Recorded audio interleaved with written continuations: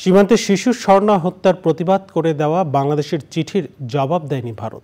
দুপুরে ভারতের high commissioner সৌজন্য সাক্ষাৎ করে যাওয়ার পর তাৎক্ষণিক ব্রিফিংয়ে পররাষ্ট্র উপদেষ্টা বলেন, দুই দেশের স্বার্থেই সীমান্তে হত্যা বন্ধ হওয়া উচিত। ভারতের হাই কমিশনার অবশ্য এই নিয়ে কোনো মন্তব্য করতে রাজি হননি। কান্ত রহমান জানাচ্ছেন বিস্তারিত।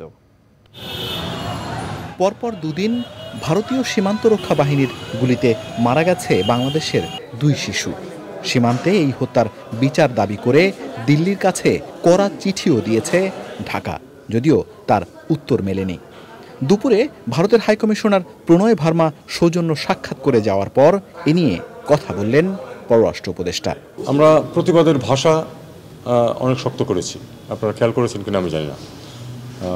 আমাদের এইটুকুই এই মুহূর্তে করা আছে, এটুকুই আসলে। আমরা তো এটা নিয়ে যুদ্ধ বাঁধাবো না, তাই না? এটা তো আপনাদেরকে বুঝতে হবে। আমরা আশা করবো যে ভারতের ব্যাপারে এটা যে অত্যন্ত সেন্সিটিভ একটি ইস্যু, সেটা কিন্তু আমরা প্রতি মুহূর্তে বলছি এবং সেটা আমরা আশা করবো যে তারা এটা কগনিজেন্সে নেবে। আমরা দাবি করেছি যে যারা এটা করেছে তাদেরকে বিচারের সম্মুখীন করা হোক, এটা আমরা কিন্তু উল্লেখ করেছি আমাদের নোটেই, এবং আমরা এটাকে যে স্পষ্টভাবে বলেছি আমরা এটা কন্ডেম করি এই কাজটাকে।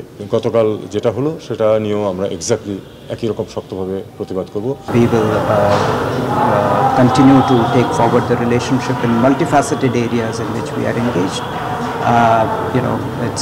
It's a very important relationship for us, and we look forward to taking this forward. প্রশ্নের উত্তরে পররাষ্ট্র উপদেষ্টা ভারতের পাশাপাশি পাকিস্তানের সঙ্গে সম্পর্ক নিয়েও কথা বলেন। এটা বাংলাদেশ ভারত সম্পর্কের ক্ষেত্রে একটা অত্যন্ত নেতিবাচক ভূমিকা রাখতেছে।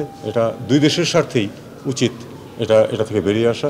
এটা ভারতের কোনো উপকার করছে এরকম কাউকে আমি বলতে শুনি না। শুনেন, এটা নেট রেজাল্ট তো কিছুটা, আমরা তাদের কোনো রিয়াকশন পাইনি এখন পর্যন্ত, অন্তত আমার জানার মধ্যে আমি কোনো রিয়াকশন পাইনি। পাকিস্তানের হাইকমিশনার এসেছিল একেবারেই কার্সি দেখা করতে, তারা বিমানের সাথে এ নিয়ে যোগাযোগ করছে।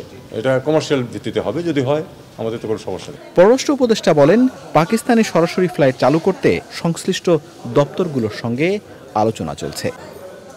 পান্থ রহমান, চ্যানেল আই, ঢাকা।